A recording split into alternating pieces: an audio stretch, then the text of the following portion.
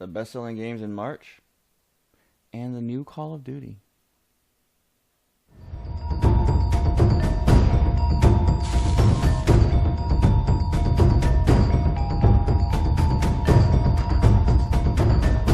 Hey everybody, welcome back to Daily Gamer Opinion. I am Joe the Widget Wilson. Today we're going to be talking about the top 10 games, top 10 best-selling games for March of 2017. That doesn't mean that they're the best games out there, just the top 10 selling.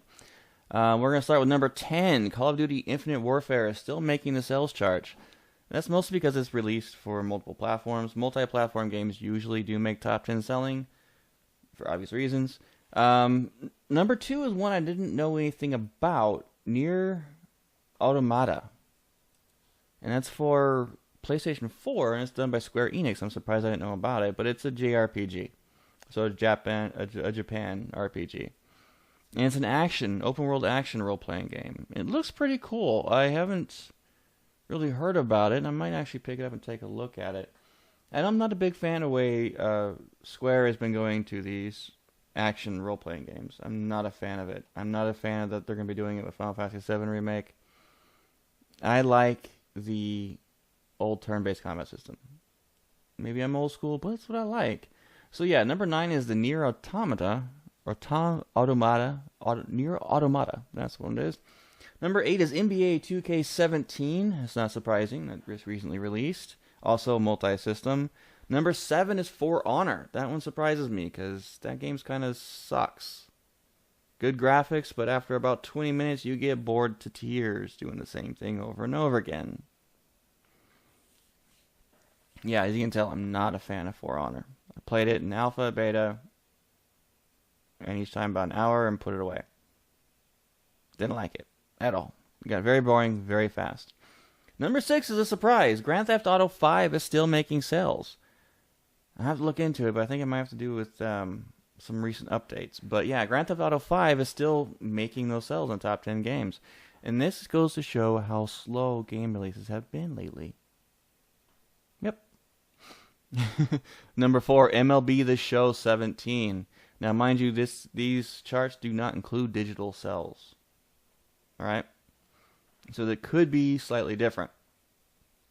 Number 4, Horizon Zero Dawn. As you guys could probably see in my review for it on Wednesday. 6.5 out of 10 with multiple reasons as to why. You got a low score. Still, one of the better games I played for PS4 recently. Number 3, Mass Effect Andromeda. Also held as one of the worst Mass Effect game to release yet. Come on, EA, get with the program. I'm not a fan of EA. If you guys haven't figured that out yet, I do not like their business model. And most of their games are released too soon, full of bugs, not enough content, and just terrible. Number 2. This is not too much of a surprise because of the whole hoopla and buzz about the Nintendo Switch, is Legend of Zelda Breath of Wild, and it's actually a pretty good game, from what I understand. I have not played it myself. I might get it for my Wii U. I'm definitely not buying a Nintendo Switch, unless, of course, they come out with Chrono Trigger Remastered, then I will. But until then, no. It is a pretty popular game right now, an open-world Zelda. It's not a rehash of the old over and over and over again with the earth, wind, and air dungeons that you have to do in certain orders and get certain weapons so you can do certain things. No. I might try this one out, though. I'm pretty interested in it.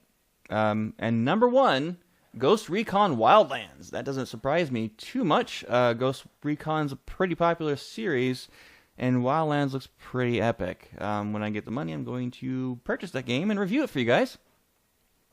It is next on my list for reviewing. So that is your top 10 games overall, and the top 10 for PS4. Call of Duty Infinite Warfare. Number 10, this is going from 10 on up. Number 9, For Honor. Number 8, NBA 2K10. Number 7, Grand Theft Auto 5. Number 6, Nier Automata. Number 5, Kingdom Hearts HD 1.5 and 2.5 Remix. I know my son's super excited about it. Got it the day it was released. Number 4, MLB The Show 17. Number 3, Mass Effect Andromeda. Number 2, Horizon Zero Dawn. Number 1, Ghost Recon Wildlands. And for Xbox One, Ghost Recon Forenza 3 is number 10. 9, Overwatch. Really? That's a new one. 8, Halo Wars 2, which had a massively game-busting bug recently and delayed their latest update. I am not a Halo fan in the slightest. I'll give that some other time. Battlefield 1, Call of Duty Infinite Warfare, Grand Theft Auto 5, and number 4, NBA 2K10, 3, For Honor, 2, Mass Effect Andromeda, and 1, Ghost Recon Wildlands. Nintendo Switch only had 6 games, so they only have 6 on the list. The ones that everyone know that everyone's buying with it is usually 1, 2 Switch or Legend of Zelda. And then they go down to 3, Superman or Super Bomberman R, 4, Just Dance, 5, Binding of Isaac Afterbirth, which is a game that's been out for forever, 6, Skylanders, Imaginators. Yeah, Nintendo Switch is, but you know that. You need to check out my first video. You can see what I think about Nintendo Switch. Not a fan. I know it's going to fail. I know that for a shadow of doubt. So, and yeah, you check out that episode and you can figure out and find out why I don't think it's going to work. you.